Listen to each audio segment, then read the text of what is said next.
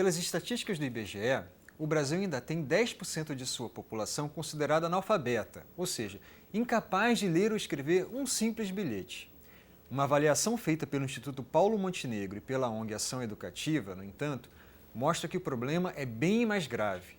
Quando, em vez de simplesmente responderem se sabem ou não escrever um simples texto, os entrevistados são confrontados com um teste mais sofisticado, o resultado é que 27% da população pode ser classificada como analfabeta funcional em português e matemática. E somente um quarto dos brasileiros seriam plenamente alfabetizados, ou seja, capazes de ler e compreender textos de maior dificuldade ou fazer contas mais complexas. Para analisar esses resultados, vamos conversar com Ana Lúcia Lima, diretora executiva do Instituto Paulo Montenegro. Ela é a nossa convidada de hoje no programa Entrevista, nessa série que discute o desafio de ensinar em suas múltiplas linguagens. Oi, Ana, tudo bem? Tudo bem. Obrigado por aceitar nosso convite. Prazer estar aqui com vocês. Explica pra gente um pouco como é que foi, de onde surgiu essa ideia de criar um novo indicador de alfabetização e no que ele difere dos indicadores mais tradicionais. Então, eu acho que entender a origem do indicador é uma coisa bastante relevante, até porque ele contextualiza exatamente o desafio que é mensurar e lidar com essa questão da alfabetização funcional no Brasil. O Instituto Paulo Montenegro, ele é uma organização sem fins lucrativos que está vinculada ao Grupo Ibope, né? Portanto, pesquisa é o nosso DNA, vai estar no DNA do Instituto desde o seu nascimento. E quando a gente criou o Instituto, a intenção era identificar uma área onde a gente pudesse fazer um estudo, custear um estudo, que fosse relevante para a educação brasileira. Conversando com parceiros da área, e a Ação Educativa foi o parceiro que vamos dizer, que se associou a essa ideia, o desafio então de medir o analfabetismo funcional a partir de um conceito de que não se podia deixar iludir de que por estar colocando as crianças na escola, a questão da alfabetização estava resolvida, que era um pouco o ar assim que pairava no início da década de 2000, quando a gente criou o Instituto, né? Acho que todos sabem que assim na década de 90 foi feito um gigantesco esforço de inclusão das crianças no ensino fundamental e permanência e alongamento da sua trajetória escolar para todas as crianças brasileiras. Isso de fato aconteceu, é quantitativamente muito significativo, mas estava um pouco gerando a sensação de que, ok, então o nosso problema está resolvido.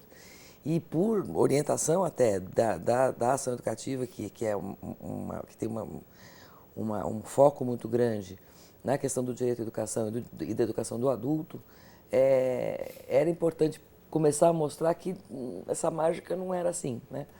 Por duas questões. De um lado, a gente tinha gerações de pessoas adultas que não tinham tido acesso à idade correta, e que não eram pessoas de 60 anos, eram pessoas de 30, 40, 50. E as crianças que, apesar de agora estarem entrando na escola, não necessariamente saíam dela com o domínio dessas habilidades. Então, esse é o contexto no qual nasce o indicador. E como é que vocês avaliam esse público? Porque o IBGE, quando vai pesquisar sobre analfabetismo, simplesmente pergunta: você sabe ler ou escrever um simples texto e tal?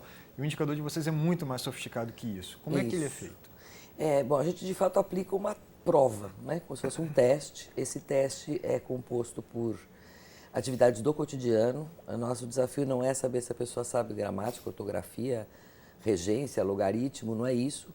A gente quer saber se o domínio que ela tem das habilidades de leitura e escrita e da matemática são suficientes para ela viver e se desenvolver numa sociedade que requer essa competência para o seu próprio desenvolvimento, né?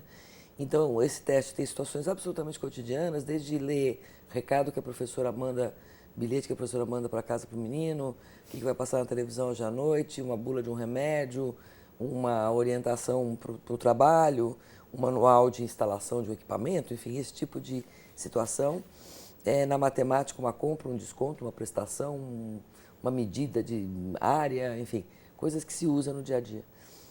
Isso é aplicado amostralmente numa entrevista individual, visita domiciliar, e acompanhado por um questionário para a gente conhecer um pouco quem é essa pessoa, né? Para depois a gente poder cruzar a habilidade que ela tem com os seus dados demográficos, sua trajetória escolar, seu contexto de trabalho, etc. Na educação é comum a gente ter uma imagem de, quando a gente analisa a fotografia, ela é muito ruim, é sempre muito ruim, nos dá tristeza. Quando analisa o filme, ou seja, em movimento, as coisas parecem andar, caminhar, nos deixa mais otimistas. Você já tem uma série histórica dessa pesquisa. O que você já tem de evidência olhando aí em retrospectiva? Acho que essa série histórica ela tem uma excelente notícia e um aviso, um chamado de cuidado e cautela, né? A excelente notícia é que, de fato, a incorporação das pessoas, o aumento de escolaridade do brasileiro na década de 90, de fato produziu resultados importantes em termos de melhoria dessa condição de alfabetismo. Talvez valha a pena voltar um passinho para trás para dizer que, ao aplicar esse teste, a gente classifica as pessoas numa escala de domínio dessas habilidades, né? E aí acaba, para facilitar a interpretação desses resultados, dividindo em 4 grupos. Aqueles que a gente chama de analfabetos mesmo, que todo mundo conhece, a pessoa que de fato não sabe ler e escrever.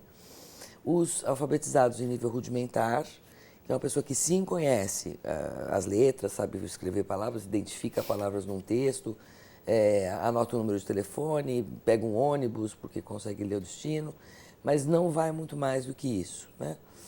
Um terceiro grupo que a gente chama os alfabetizados em nível básico, são pessoas que, para todos os efeitos, são alfabetizadas, você não diria que tem alguma limitação, mas que, de fato, em diferentes graus,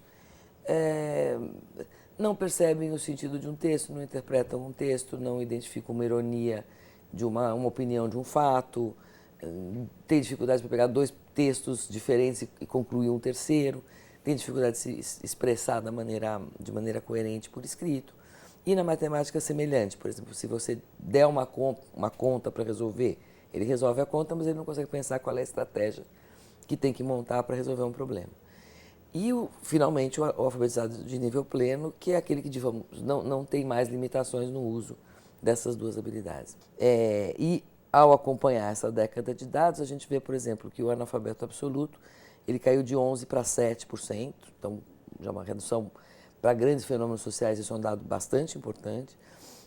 O analfabeto rudimentar também caiu bastante e, por outro lado, subiu muito esse alfabetizado em nível básico, porque a gente não está conseguindo, e aí o aviso de cautela, melhorar o nível de alfabetizados em nível pleno. Então a gente está conseguindo transferir as pessoas dos níveis mais fracos, vamos dizer, de domínio, de letramento e numeramento, mas colocando num nível intermediário de mais ou menos, né? Qual a hipótese que vocês levantam para explicar isso? Então, a gente acha que, acho que chega até a constatar que a maior proporção de pessoas com escolaridade e maior número de anos de permanência das pessoas na escola, digamos, os que são os insumos quantitativos dessa equação, eles estão provocando o seu resultado.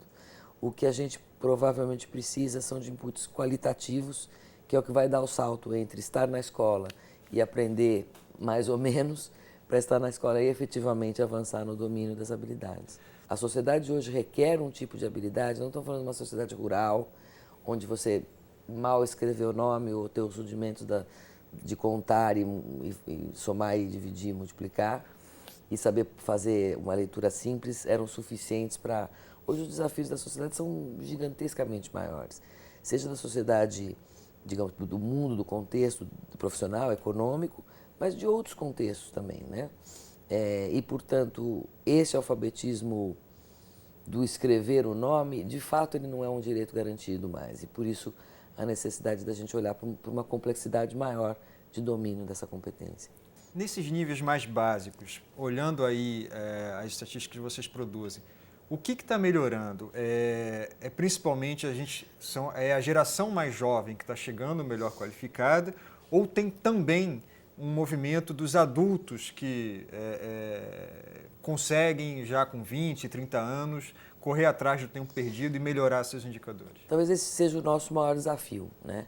Eu acho que assim, a grande melhoria está acontecendo por incorporação de pessoas com maior escolaridade, e, portanto, quanto mais jovens, mais de fato elas estão reagindo bem ou demonstrando boas habilidades no teste. A educação de adultos hoje no Brasil tem um desafio gigante de incorporar pessoas de 30, 40, 50 que não tiveram acesso quando deveriam e que hoje têm vontade, ou que tiveram acesso, não, terminaram, digamos, o primário da época às vezes terminaram até o ginásio, mas querem avançar.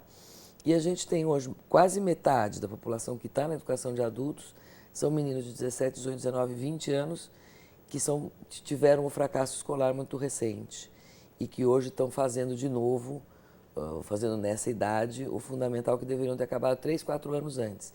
Então não é daquela população que está afastada da escola há muito tempo. Nós estamos muito ainda frágeis nas nossas políticas públicas de educação de adultos.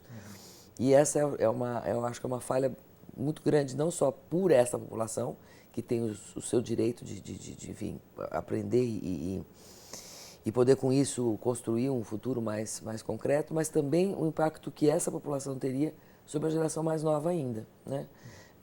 Uma das variáveis que fica mais clara na aplicação do INAF é que aquela pessoa que cresceu num ambiente letrado, independente da condição econômica, independente da condição de escolaridade até dos pais, mas que teve acesso a livros em casa, que frequenta uma comunidade que tenha condições de apoiar esse letramento, ela se dá melhor do que outra na mesma escolaridade, que frequentou o mesmo número de anos na escola, mas não teve essa condição.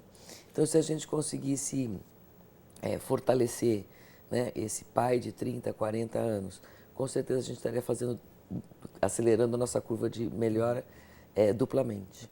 Uma outra coisa interessante do indicador de vocês é que a gente consegue olhar por níveis de escolaridade, né? Como está a alfabetização nesses 4 níveis que vocês traçaram, pensaram por escolaridade. E uma coisa que, olhando os dados aqui, me assustou um pouco, quando a gente olha, mesmo quem tem ensino superior completo,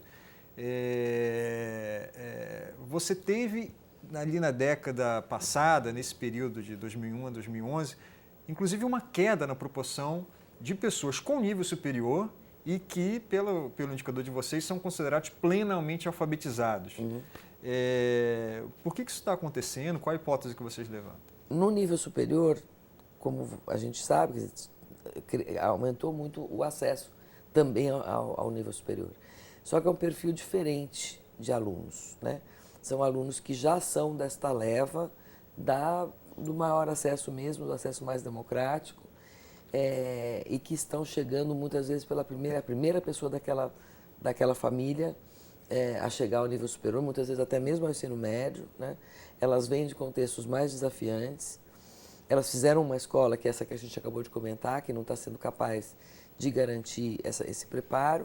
Então, apesar dele chegar no nível superior, ele chega no nível superior com menos competência, é mais gente, é muito mais gente, mas na média são pessoas menos preparadas até e com menor domínio de certas habilidades do que o grupo mais elitário que estava no ensino superior antes. Esse é o que está acontecendo, é isso. Mas eu acho que o esperneamento tem que estar nas etapas anteriores, para que assim, eu consiga chegar no nível superior em condição de exigir uma escola melhor, né? Então, acho que assim, a gente tem que ter um horizonte muito curto de tolerância para essa entrada mais débil, dizendo, vamos deixar chegar. Mas é muito pouco tempo. Se a gente vai se acomodando, é que nem quando a gente criou o INAF lá atrás, um pouco a sensação de dizer, está tudo resolvido, eu levo 10 anos para acordar que eu estou fazendo uma bobagem, né? Mas é importante acordar mais rápido e acho que já está na hora de fazer isso. Olha, Ana, muito obrigado pela sua presença, obrigado por ter aceito o nosso convite, obrigado a você de casa que nos assistiu e a gente volta com mais um programa Entrevista nessa série que discute os desafios de ensinar nas suas múltiplas linguagens. Tchau, tchau.